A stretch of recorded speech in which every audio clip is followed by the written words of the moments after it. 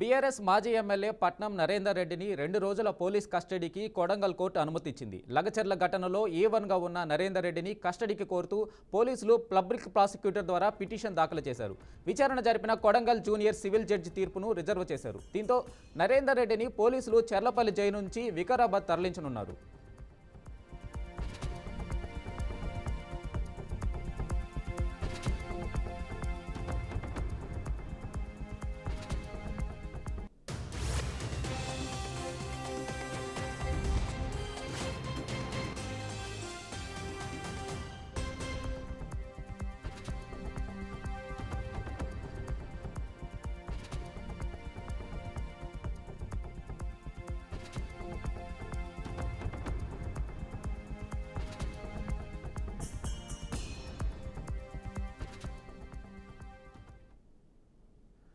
BRS మాజీ MLA Patnam Narender రెడ్డిని 2 రోజుల పోలీస్ కస్టడీకి కొడంగల్ కోర్టు అనుమతించింది. లగచర్ల ఘటనలో A1గా ఉన్న నరేందర్ రెడ్డిని కస్టడీకి కోరుతూ పోలీసులు పబ్లిక్ ప్రాసిక్యూటర్ ద్వారా పిటిషన్ దాఖలు చేశారు.